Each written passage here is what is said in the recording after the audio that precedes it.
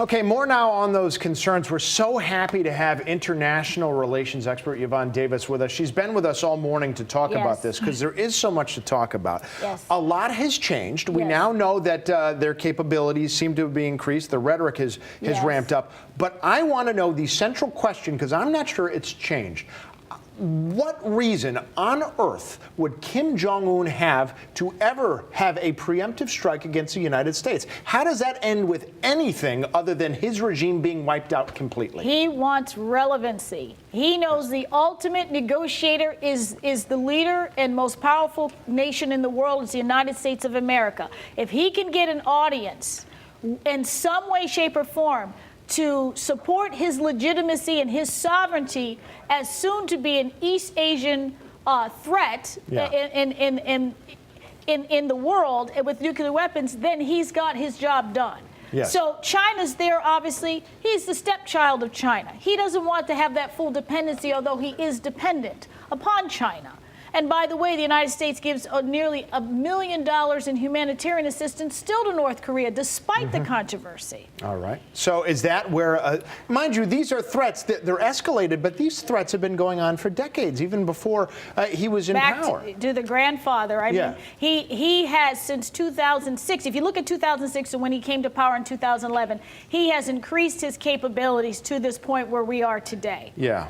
We should never assume that he would never consider doing Understood. it. But he wants legitimacy, and he knows this is now the time to do it. Yeah, he's got the perfect president to sort of add to the mix. Yeah, it's leverage, if nothing else. Yes, exactly. Okay. They're talking about him. We're talking about him. We are, and that's exactly what he wants. It helps him stay in power. Launching a nuke, I'm not sure how that would help him stay in power. I think he'd be dead sooner rather than later. Well, but everyone, there would be a lot of fallout. Yes, exactly. It would destroy the world. Right. I think sometimes, are we guilty of oversimplifying North Korea by looking at it just in a vacuum as its own country, not connected? Because this is mutually assured destruction. People have to understand a nuclear weapon has a massive impact in wherever it sets off in the world. So, I mean, this is not something that can be isolated. That's why you can't have things like surgical strategic strikes or certain things like if we just isolate the conflict, it won't work. Especially with Seoul being 35 miles from the demilitarized zone. Exactly. Another question. The best guesses were that North Korea was headed this way, but maybe they weren't going to reach this state, which we think they're at, for another 2 to 3 years.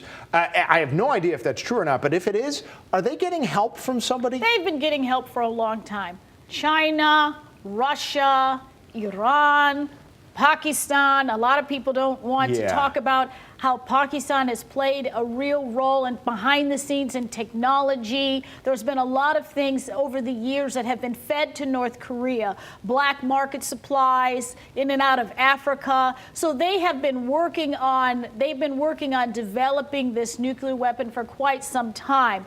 I would submit to you today that the United States should have started to take more look at Pakistan years ago to the present. Maybe nothing's happening now, but they have been doing that in the past. So it's almost curious for me as why there wasn't that, because they're a key ally to us. The other countries I mentioned, it's understandable. Yeah, you can do what you can to try to stop raw materials that are necessary from going, but some of this is just the exchange of know-how. The horse is kind of out of that barn, right? Exactly. Yeah, I mean, what can you do to ever stop that going forward? And again, I said in the last segment, 20 to 25% of their GDP is spent on military. Yes. So that's what really rules them.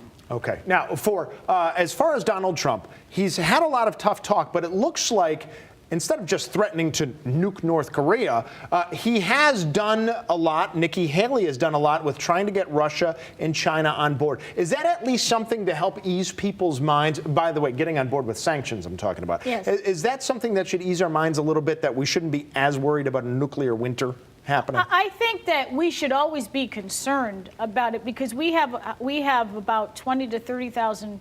We have 20 to 30,000 persons present in the United States that are in South Korea. So anywhere there's American presence, we should be very concerned about it. But I think that people should still go on with their daily lives. But this has become a signature threat to the world right now. This is the focus. Yeah. Because he wants the bomb.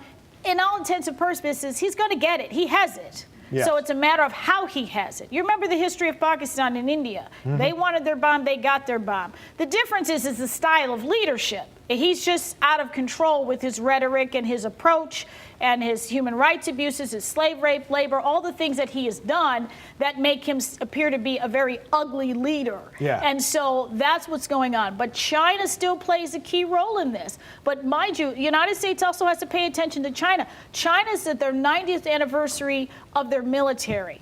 The People's Liberation Army, and they're celebrating that, and they did a whole military display just the other day. So they're actually sending a message to Pyongyang and to Washington. We're watching you both, because if we don't want this to happen, but let's hypothetically say something took place in the region. Yes. China would side with North Korea.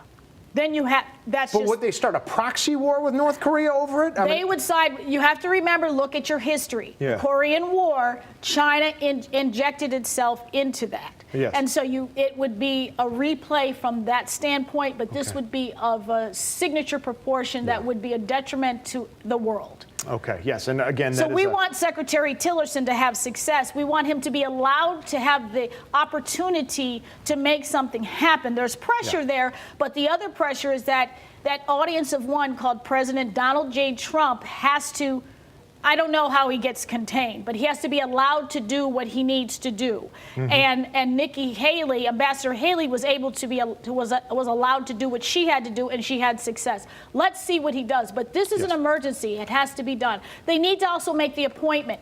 Interim directors in the East Asian area is not good enough. Right. We need someone there to be able to fill in these posts, and we're behind. Okay, so we will see how things move on. Thank you so much for certainly dealing with the questions. I know they're sort of one-sided in a way, right? Yes. Okay. Well, coming up on the Fox 61 Morning News.